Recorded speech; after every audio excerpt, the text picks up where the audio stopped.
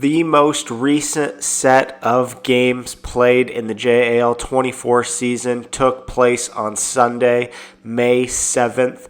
There were 4 games played in 2 different periods. The first were in the morning at about 10 a.m. Underdogs versus Cobras, followed by Underdogs versus Bison. And then in the evening at about 7 p.m., there was a Bambinos versus Wrecking Crew doubleheader. We'll start with the highlights of the first morning games. Cobras, Underdogs. Cobras are the home team, and this is me starting the game at pitcher because, well, the Cobras don't really have good pitching right now. Maybe the worst pitching staff in the league at the moment going into this particular game. And in the first inning, I get shellacked by my brother, Brock Johnson, who gets a couple of triples. This one clears him, puts 9 on the board, and then Blake Larwick getting a home run here to Max at 10. The high curveball that I could throw just wasn't working against these guys. So in the bottom of the first, the Cobras need some runs. Blake Larwick pitching for the Underdogs, and I almost get a hit there, but Anders Dahl able to make the catch deep in the outfield, and the Underdogs get through the bottom of the first with no runs allowed. So second inning, Underdogs trying to run away with this, and it looks like they're going to. This is a home run by Anders Dahl. Later in the inning, I just give up and hand the ball off to Colton Carlson, who has pitched one other time for the Cobras, but it never looked like this. Look at some of these pitches. According to Carlson, he had been practicing since the last Cobras game day and never told me, which is a big deal because he looks like a legitimate pitcher in some of these throws, and I would have started him in this game. Now, he does give up the max 20 runs for the second inning, but you got to remember he started the inning with bases loaded and 14 on the board already and no outs, so kind of a tough spot to enter the game. But then later in the bottom of the second, there he is getting a bases clearing triple. And then here he is a little bit later getting a single, scores another run. So Colton Carlson putting the Cobras on his back. Team still down big though. This is me getting a double little floater to the right field line. By the time Larwick is finally able to get out of the inning, the Cobras have put 9 on the board. Here's a clip of a nice high slider to get the second out of that inning. In the third, Carlson bases loaded, 1 out, and he keeps dialing in some really nice pitches. I mean, look at these things. This is legitimate stuff. If he can throw like this for the team the rest of the season, the Cobras will be a dangerous team and maybe even stay in the playoff mix all the way till the end. Blake Larwick looking good too at this point. Gets through the third inning with no runs allowed and still only single digits on the board. Big inning for the Underdogs to keep that lead cushion. Jumping to the 5th inning now. There's a nice little rise ball from Carlson painting the outside edge on the bottom, and then another one there on the inside edge to get Anders. However, Carlson did walk in 16 runs, and Blake Larwick did a nice job of just keeping that lead at a comfortable area and gets through this game with only 12 runs allowed. Underdogs win at 31-12. Here's the stats. As we can see, the Underdogs won this thing with ease because I started at pitcher. If Carlson would have started the game, the Underdogs probably still would have won, but it would have been a lot more competitive. Blake Larwick, a solid game at pitcher, 12 earned runs. That's very good in the JAL. Needs to bring those walks down still a bit. Brock Johnson, his first game of the season. Remember, he missed the first couple, had a nice game, 2 triples, 10 RBIs. And Larwick and Dahl also got a couple of hits, home runs. Dahl played pretty good in the field, and Carlson batted 2 for 7 with a triple, 7 RBIs, so a nice overall game for him too. The result of this game means both the Underdogs and the Cobras are 1-2 overall. All right, let's go to the next game, Underdogs and the Bison. Gage Metzger allows Krister Embry, the Bison rookie who's got a great bat, to start the game at pitcher. He pitched well in an exhibition game before the season began, but in this one he completely has the yips. He can't throw a single strike. They get 10 max runs. entirely off of walks. So Gage Metzger comes in the second inning, but he also can't hit the board. This is unexplainable. Just walking in runs after runs after runs. The Underdogs are able to get 20 runs on the board before the Bison even record an out. In the top of the third inning, Metzger is finally able to dial one into the zone, and then he subsequently only gives up 1 run in that third inning. But the Underdogs' lead is 13, so the Bison have a big hole to climb out of. Joey Hayes gets the bat going there on an air dropped catch from Anders, scores a couple for him. Later, this is Landon Patterson, another Bison rookie, hitting an absolute moonshot grand slam. The Bison are suddenly only down by 5 runs. But then Landon Patterson goes down looking here to end the third inning. We're skipping to the bottom of the fourth, 21-26. Despite the horrible start, the Bison are clawing their way all the way back into this one. They're only down by 3, 2 outs, bases loaded. Christopher Ember, he just had that single, and now he has a grand slam home run. The Bison have the lead, 27-26. But then Blake Larwick able to get a clutch out there. We head to the 5th. Metzger's got 1 out and 2 on, facing Brock Johnson. Gets the second out there, and then he thinks he gets the third out on a check swing from Blake Larwick, but it's called safe. Tough call there. He might have went. And then Brock Johnson also gets called safe on a check swing.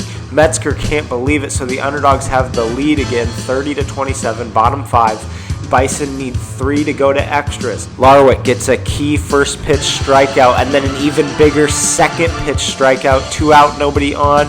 And Joey Hayes goes down looking. Underdogs pull off the upset in a surprisingly kind of high-scoring game here, 30-27. And looking at the stats, I'm just going to be honest, basically nobody played good in this game except for Christopher Embree's batting, 2 hits and a home run, that grand slam that took the lead, even though it ultimately didn't result in them end up winning this game, because the fact of the matter is his first inning pitching and then Metzger's following 4 innings pitched, though he had a good third inning and a pretty good fourth inning, he still gave up 20 runs in 4 innings, and they didn't even allow a hit. They just walked in all those runs, just gave the game away basically to the Underdogs. And I'm not trying to take anything away from the Underdogs here, but this was more of a blown game from the Bison than it was the Underdogs winning it. Honestly, just a pretty ugly game, but it is what it is. This drops the Bison to 3-2, their second straight loss, and the pitching in both of their last 2 losses has been pretty concerning because they started the season so well, and now it's just taken a serious nosedive. The Underdogs are now 2-2, so they are very much thinking about the playoffs at this point. All right, now for the evening doubleheader between the number 1 ranked Bambinos and the number 4 ranked Wrecking Crew. Crew are home for the first game. This is Matt Morton in the circle. He starts the game out on fire. A nice slider there for a strikeout, and then a sinker high and inside. Eric Titus getting the start for the Bambinos. Beat his brother in their traditional pregame pitch-off to see who gets the start. Here we have McKinley Franklin with 2 outs and bases loaded, getting a little bloop shot single to score a second run for the Crew. We're skipping all the way to the 4th inning now. Bambinos up 4-2. This is Colton Titus bouncing a single up the middle. It would lead to a couple more runs for the Bambinos. They're able to put 7 runs up on the board. Take a look at this screwball that Matt Morton gets out of the inning with against Eric Titus. Wow, that is nasty. But Eric has a 5-run lead going down the stretch of this game, and he keeps churning through that Boston lineup. Here's Cameron Morton getting the bat on the ball, putting it in play, but Eric runs that one down too. He's doing everything defensively for the Bambinos. Top of the 5th, Matt is able to keep the game at a 5-run margin, only allows 7 through 5 innings, a very good game for him, but he's going to need help from the lineup. Here's Cameron Morton getting a triple, an error there by Hartley would have kept it a double, but he misses the scoop. There are 2 outs, though, and it's only a matter of time until Eric is going to get that third one. And here, a couple plays later against Cam, he gets it. Bambinos win this 7-2. 2 great pitching games from Eric and Matt. Eric gave up 2 hits and Matt only gave up 1, but the difference was in those walks. Eric only allowed 10 walks and Matt allowed 20, so that was the difference in the game. 3 different players had hits, but each of them only had 1. And so now you're heading into game 2 wondering, these pitchers are both hot. They're going to start again. Will this dominance continue, or will, now that the batters have seen them, there be more hits and runs scored in the first inning? It appears it may be the latter. Eric Titus gives up a couple of runs on walks. He's able to get out of the inning with only 2 on the board, though, so a pretty good start for him.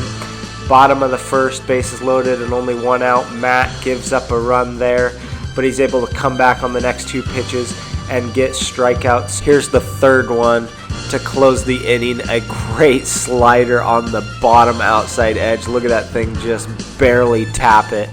We're skipping to the third inning now.